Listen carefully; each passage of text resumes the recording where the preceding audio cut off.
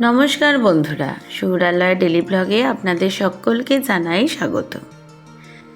ভিডিওটা দিতে অনেক দেরি হয়ে গেল, কারণ নানা কারণে আমার এডিটার করা হচ্ছিল না। এটা হচ্ছে আমাদের রোড ট্রিপের 7ম দিনের ভিডিও। আজকে আমরা বেরোচ্ছি মা নর্মদা নদীর উৎসস্থল অর্থাৎ অমরকণ্টকের উদ্দেশ্যে। গতকাল রাত্রে আমরা এই হোটেলটাতেই ছিলাম। তখন এখানে আসতে বেজে গিয়েছিল প্রায় 10টার বেশি, তাই তখন আর নেমে কারোর এনার্জি ছিল না কোনো ভিডিও করার মতো। এখন তো দিনের বেলা আমরা বাইরে বেরিয়ে দেখে একেবারে অবাক হয়ে গেছি, কত মৌচাক দেখুন, সবে কিন্তু বাঘমৌয়ের চাক। আমার যদিও তখন কোনোভাবেই জুম করে একটু ভিডিওটা করা হয়নি, আমি তখন খেয়াল করিনি, এখন এডিট করতে গিয়ে দেখলাম এখানে মোট 19টা মৌচাক আছে। দেখে তো আমরা একেবারে হতভম্ব হয়ে গেছি। আরে বাপরে, এত মৌচাক! আর হয়েছে এমন জায়গায় কেউ ভাঙতে পারবে না। এরপর তো আমরা বেরিয়ে পড়েছি। আমরা কিন্তু আজকে খুব সকালই বেরিয়ে পড়েছি। ভীষণ সুন্দর পাহাড়ি রাস্তা দিয়ে আমরা এগিয়ে চলেছি। চারপাশটা দেখে বুঝতে পারছেন, ঠিক একেবারে পার্বত্য গ্রামগুলোকে পার করেই যাচ্ছি। সবুজে ঘেরা একদম পাহাড়ি রাস্তা। এদিকে দেখছি প্রচুর সর্ষের চাষ হয়েছে, কিন্তু আলোটা এমন উল্টো দিক থেকে আসছে যে ভালো করে আপনাদের আমি দেখাতেই পাচ্ছি না। যদিও একেবারে সামনাসামনি চোখ থেকে দেখতে তো ভীষণ অপূর্ব লাগছিল, কিন্তু ভিডিওতে ভালো আসেনি। তারপর মাঝ রাস্তায় এরকম ছোট্ট একটা দোকানেতে আমরা চা, সদ্য ভাজা ছোট ছোট পেঁয়াজি, সদ্য ভাজা নিমকি দিয়ে ব্রেকফাস্ট সেরে নিলাম। ভীষণ আন্তরিক ব্যবহার ছিল। বাবা, মা ও ছেলে মিলে ছোট্ট একটা দোকান চালাচ্ছে। ছেলে কিন্তু গ্র্যাজুয়েট। এরপর আমরা আবার চলেছি সবুজে ঘেরা রাস্তা দিয়ে। আর আমরা কিন্তু আলু সেদ্ধ করেই বেরিয়েছি প্রত্যেক দিনের মতো। মাঝ রাস্তায় এক জায়গায় গাড়ি থামিয়ে আমরা গাড়ির মধ্যেই বাচ্চাদের একটু খাইয়ে দিলাম, দিয়ে নিজেরাও খেয়ে নিয়েছিলাম। আমরা যেখানে চলেছি জায়গাটার নাম হচ্ছে অমরকণ্টক। মধ্যপ্রদেশেরই অমরকণ্টক জেলায় নর্মদা নদীর উৎসস্থলটাতেই আমরা এখন চলেছি। পুরাণ ও লোককথায় অমরকণ্টককে বিশেষ পবিত্র বলা হয়, কারণ এখানে নর্মদা, সোন, জহিলা নদীর উৎস। অনেক শাস্ত্রীয় ও আধ্যাত্মিক কাহিনীতে অমরকণ্টককে তীর্থরাজও বলা হয়, কারণ নর্মদা নদীর উৎপত্তি এখান থেকে হয়েছে। আর গঙ্গা ও নর্মদা এই দুটো নদীই কিন্তু আমাদের হিন্দু ধর্মে একেবারে সর্বশ্রেষ্ঠ এবং পূজ্য দুটি নদী। আমরা যেমন গঙ্গা নদীর জায়গায় মা গঙ্গা ব্যবহার করি, তেমন নর্মদা নদীর জায়গাতেও আমরা মা নর্মদাই বলে থাকি। তাই এই দুই নদীর উৎসস্থলগুলোও কিন্তু আমাদের কাছে নদীগুলোর মতোই পবিত্র। এদিকে আমরা তো আস্তে আস্তে এসে গেছি একেবারে মন্দিরের সামনে। গাড়ি পার্কিং লটে রেখে সেখান থেকে নেমে আমরা মন্দিরের কাছে চলে এসেছি। যদিও বেশি ভিডিও কিন্তু আমরা করিনি, কারণ এখানে এত পরিমাণে বানর আছে যে ওখানে কিন্তু সকলে সাবধান করে দিচ্ছে, ফোন সামলে রাখবেন। অন্য কিছু নিলে হয়তো ঠিক আছে, কিন্তু ফোন যদি হাত থেকে ছিনিয়ে নেয় তাদের কাছ থেকে তো প্রথম কথা পাওয়া যাবে না, তারপর কোথায় ভেঙে চুরে ফেলবে, কোথায় ফেলে দেবে। তাই বেশি ভিডিও আমরা করিনি। এই হচ্ছে মন্দির। মন্দিরের মধ্যে আমরা ঢুকছি মূল দরজা দিয়ে। আর ভিতরে আছে অনেকগুলো ছোট ছোট মন্দির, আর অবশ্যই আছে মা নর্মদার মন্দির।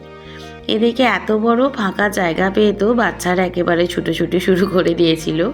তাদেরকে তো সামলানোই যাচ্ছে না। তারপর সামলে অল্প কিছু ছবি ভিডিও আমরা তুলেছি।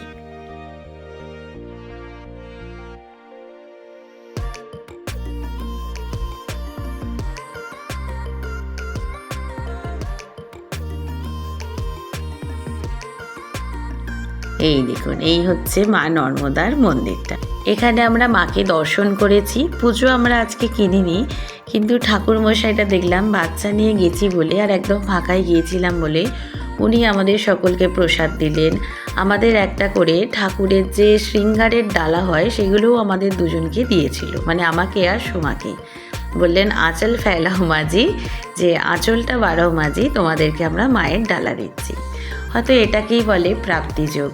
আর মন্দিরের একেবারেই মাঝখানে আছে সেই কুণ্ড যেখান থেকে মা নর্মদার উৎপত্তি হচ্ছে। সেখানেও কিন্তু কাছাকাছি গিয়ে আমরা সেরকম কোনো ছবি তুলতে পারিনি। এই ভিডিওটায় আপনারা কুণ্ডটা দেখতে পারবেন, কিন্তু একদম যে নর্মদা মায়ের মন্দিরের সামনে থেকে যে দেখা যাচ্ছে, যদিও কুণ্ডের মাঝেও একটা ছোটোখাটো মা নর্মদার মূর্তি করা আছে, তার পাশে আছে একটা প্রতিষ্ঠিত শিবলিঙ্গ। আমরা সকলে সেই কুণ্ড থেকে জল নিয়ে মাথায় জল ছিটিয়ে, হাতের আঁচলা ভরে জল নিয়ে শিব বাবার মাথাতেও অভিষেক করিয়েছি। সেই সব ছবি ভিডিও আমরা তুলে নিই, কারণ সেখানেই ছিল সবথেকে বেশি বানরের উৎপাত। দেখছিলাম লোকজনের ব্যাগ ধরে টানাটানি করছিল, তাই আমরা রিস্ক নিয়ে নিই, সমস্ত ফোনপত্র পকেট আর ব্যাগেতে ভরে ফেলেছিলাম।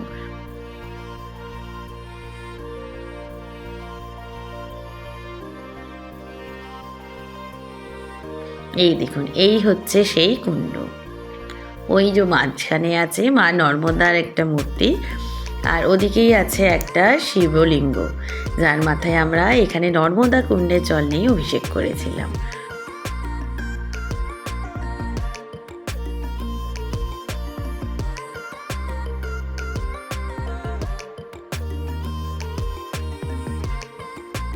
মন্দির চত্বরে এই পাথরের হাতিটিকে বলা হয় গজমণ্ডপ, গজদ্বার বা হস্তিদ্বার।